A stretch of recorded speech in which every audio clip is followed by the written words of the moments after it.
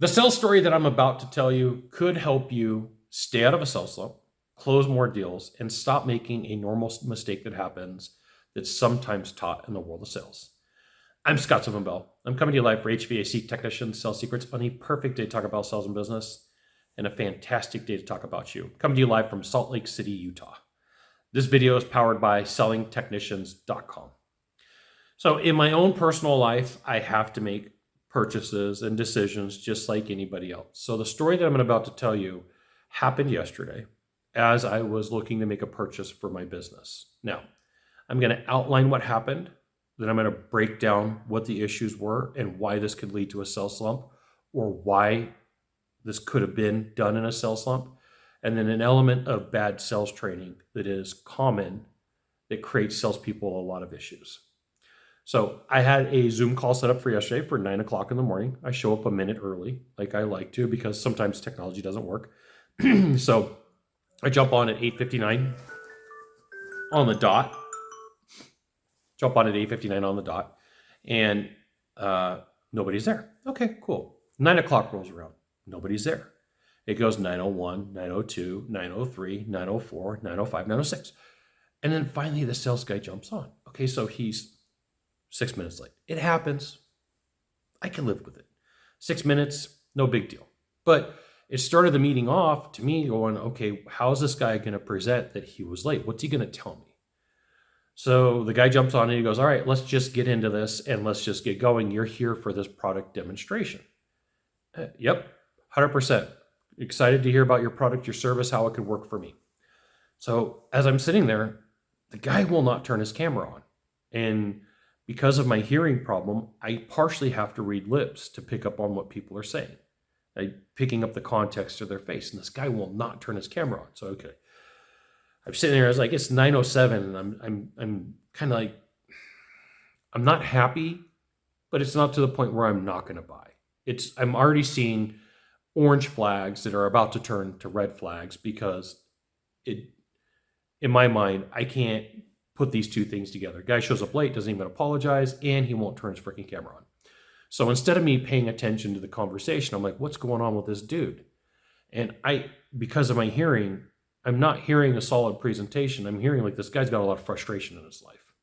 This guy is irritated, and I can tell that he's irritated, and I can hear that he's irritated. And so guy doesn't ask me any discovery questions. Guy gives me a brief overview and then rolls in a price. Okay. So I look at my watch. I look at the time. It is 9:14. We're 8 minutes into a presentation and we're already into price. Now, this is a 30-minute call. There was no structure to the presentation. It was just the typical show up and throw up. I'm going to give you the base level of information that I feel like you need to buy a product, and we're rolling price.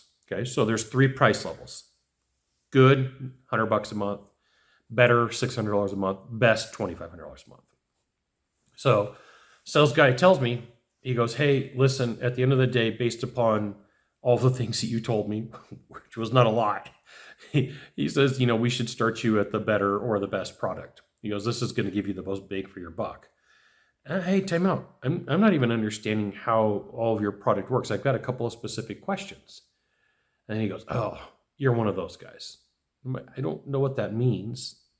I'm calling because I need help. I'm calling because I need information. And then so he's in a huff. And so he starts going down this path, and I could tell, even though I can't see him, he's frustrated with me because I'm not buying the option that he wants me to buy because he didn't give me a presentation, because I don't know how the product works at this point. So he shares a couple of key details with me, and then I look at it and I say, hey, this product won't represent me well.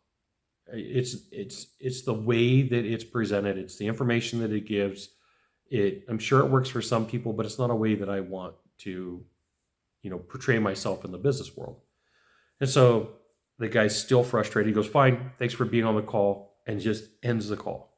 Okay, so we are at 9:22. The call is over. And you're like, all right, Scott, what does this have to do with me in a sales slump? Okay, first off, you have to have some sort of a sales process that is freaking consistent. You have to have a process that you're using that when you take a look at it, Makes sense. And this guy did the hope and pray method. He was hoping that by giving a partial presentation that he was going to land at least some sort of a purchase. Right? And that's not true. So when you're in a sales struggle, you tend to speed up. When I'm in a sales struggle, I tend to speed up. So one, it is going to be the consistent sales presentation. Two, it's not taking elements out because that's where the speed comes from. And then three, not pre-planning what you're going to sell somebody something. So in the case of heating and air, you may be looking at like a 15 SEER2 unit with an 80% furnace.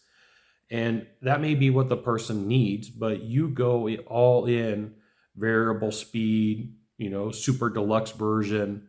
And that's the answer to everything. I had a manager at one point that his answer to everything was super high energy efficient equipment. It didn't matter what the person said in the discovery call. He would warp the way that you said stuff into, well, this is the one that you have to buy. Because, well, at the end of the day, the sales manager was bonused out by revenue per lead and closing rates. Okay, well, I get that. But what would happen was we were kind of forced down this path of selling stuff to people, and it felt icky, and I rebelled. It's not something that I did, and I got taken to task for it, and I was perfectly okay with that. Right? I understand the metrics of business. I understand what it takes to run an organization. It's one of those things. So sometimes you'll hear a sales trainer, or AKA sales trainer, tell you that the only way to sell everything is super high energy efficient, and that's the only thing that you should sell. Like, that's a sign from the business gods, right? That there could be a problem brewing in your future if that's the way that you tend to treat people. So let's go down this path. Dude shows up late, doesn't apologize. 1, dude won't turn his camera on. 2, dude won't ask me discovery questions to find out what my actual needs are. 3, won't give me a full presentation. 4, shows up with a bad attitude. 5, I'm going to share with you right now, in your marketplace, there is this guy selling a good or a service, and you only have to be incrementally better. And that happens through consistency in your process. That happens through you paying attention to what's going on. My hope for you today is that you avoid the problems that this sales guy went through, and it allows for you to close some extra deals and take some deals off the market that nobody else would have got because they were freaking lazy. You got 1 of 3 things to do from here. Just 1 of 3. Find the subscribe button. Click on it every time I send out a video. You'll get an update. 2, hit follow. 3, share this video with a friend. We'll see you soon. Thanks for watching.